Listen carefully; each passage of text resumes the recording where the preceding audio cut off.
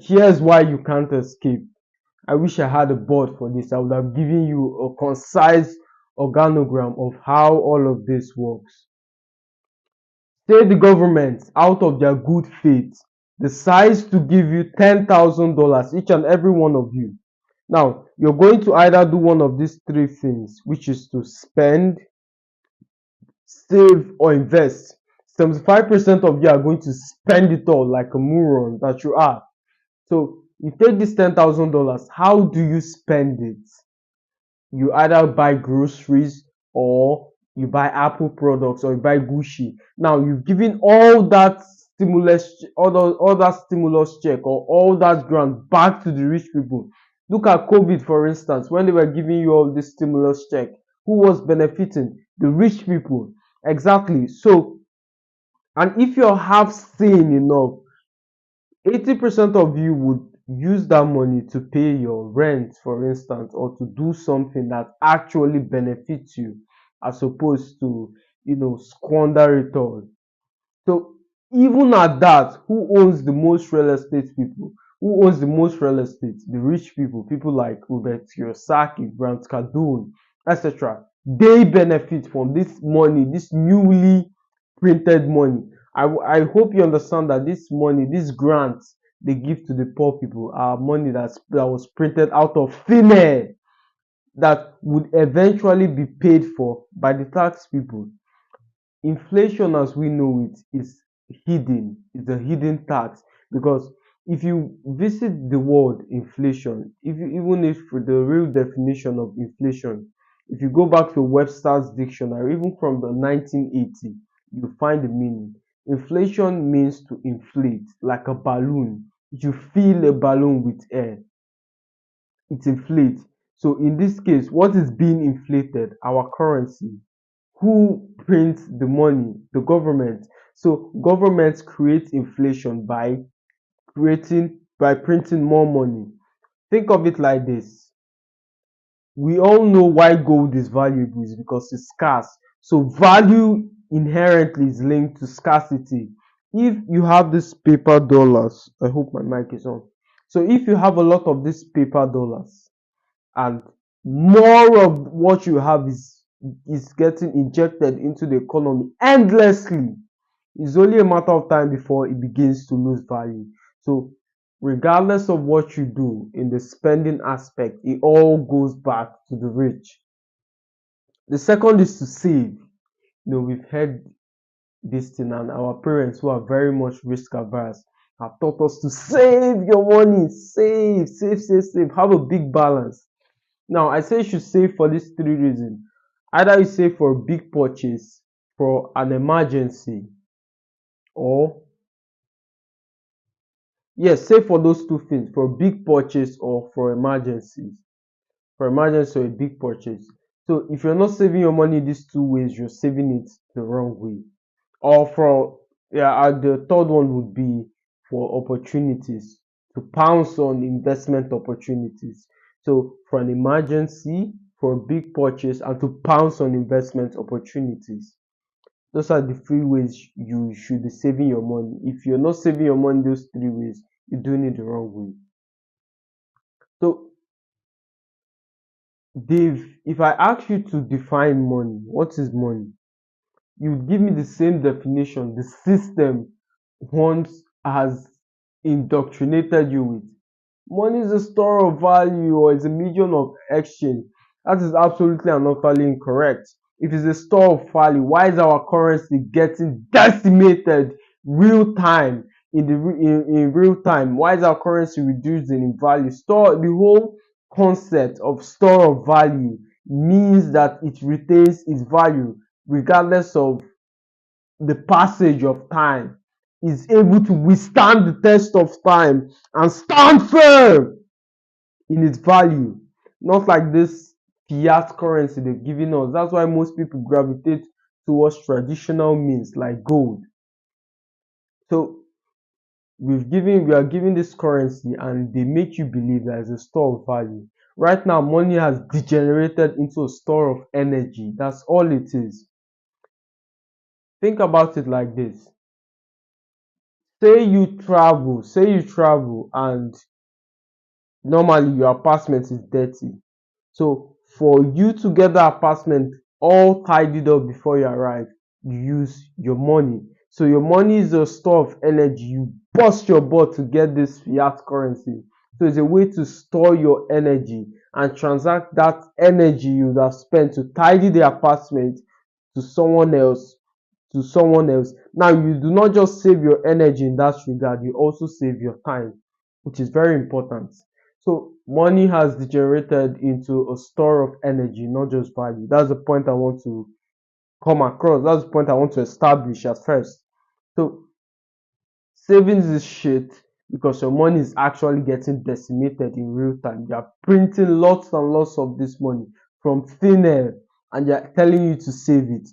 I would argue that if the bank lived by the same principle that they propose, they will be bankrupt. Yes, it's possible for a bank to be bankrupt. The bank is a commercial entity. It's not owned by the government, it's owned by private individuals. That's what I want to establish. I used to think as a peon that the bank was owned by the government, but absolutely and utterly incorrect. The bank is owned by private individuals. And what is the premise of a business? Profit maximization. How do they make profit primarily? It is through lending. So the bank are liable, according to the Federal Reserve Act, the bank are only liable for 10% of your money. 90% gets lent out. And if say someone deposit $10,000, so they are only liable for $1,000. The rest $9 can be lent out. And if that customer decides that newly lent money decides to, according to the Federal Reserve law, the bank is only liable for 10% of your money. I usually say this humorously that your bank balance is a receipt of how much the bank owes you. So if the bank were to live by that their law, which is save every penny, they wouldn't even exist. So the 90% of your money is lent out to other people. And if this new customer decides to redeposit this newly lent cash, 90% of that newly lent cash can be lent out and they're only liable for 10%. So you see how this money is printed out of thin air. It's just paper backed against paper. It's a bubble that would inevitably burst. So that's why they try as much as possible to trap you in debt and keep you financially uneducated and keep you working a job in order to pay them interest, because they are not liable, or this cash that they have, they don't really have it. It's created out of thin air. It's all credit, numbers and credit. When they instill this law, this policy that you can't withdraw X amount of cash from the bank, it's not because it will benefit you as an individual. It's not because they're trying to keep you safe or just trying to, they obfuscate the argument with words like, we don't want terrorists handling a lot of cash, or we don't want government handing out a lot of cash because they are going to use it to bribe the voters, which is a lie. They can't give you a certain amount of cash because they don't have it. They are only accountable for a certain percentage of your money. So the rest of your money is lent out. That's why it's very difficult for you to take the whole thing out of your bank account. So that's the second thing. The third is to invest your money. Invest. When you invest in the stock market, for instance, or in the case of the example which I just gave, the government gives $10,000 to everyone. You only beat the stock price higher, because if everyone have this cash, no one's willing to sell at the base price because they have what you have. So value is linked to scarcity. Say you inflate this stock price up and it goes to the moon. Who owns the majority of these stock options? The rich people. So you see, my friend, trying to escape this is impossible. So they are always going to be rich. The rich are always going to keep getting richer. Poor are going to keep getting poorer, and the middle class will be wiped out. So Ifeanyi, how can I escape all of this? I understand what you're saying. I totally concur with the tenants you just expounded. So what is the most logical thing to do? The first thing you have to understand is to dismiss this idea that you can get rich without enriching someone else in the process.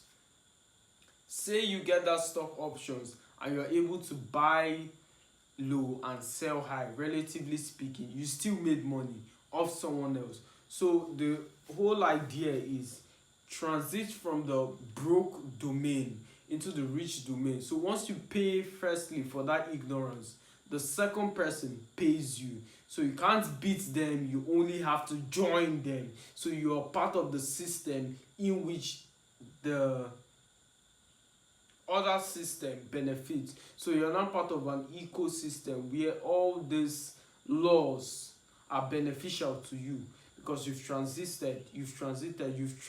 the board. That's the third thing, which is to invest. So if there's anything you've gotten out of this video, is to become financially literate first. Second is to understand money. Just look at how the Federal Reserve works. Learn about interest rate and how it affects your own local currency. I was walking past a grocery store one day and I heard a carpenter doing this. He was in the midst of construction and he uttered such stupid words. He said,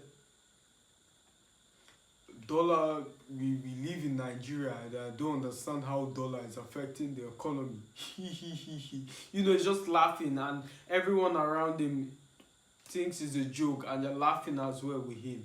But my friend, that is the most stupidest, inane, childish thing a functioning adult could utter. How could you say that you do not understand the ripple effect of the dollar to the naira or to your local currency? That is absolutely ignorance and willingly ignorance. Majority of you, a step further, will be willfully ignorant. You do not want to look at all these things. You want to pretend that it's all fine, that if you pretend that this stuff doesn't exist, it will magically disappear, which is a fallacy. You know it as well as I do. When was the last time as a full-grown adult that you ignored the problem and it disappeared completely? Exactly. So stop pretending as though this doesn't exist. Take action, study the things that you need to study, get educated, and you'll be fine.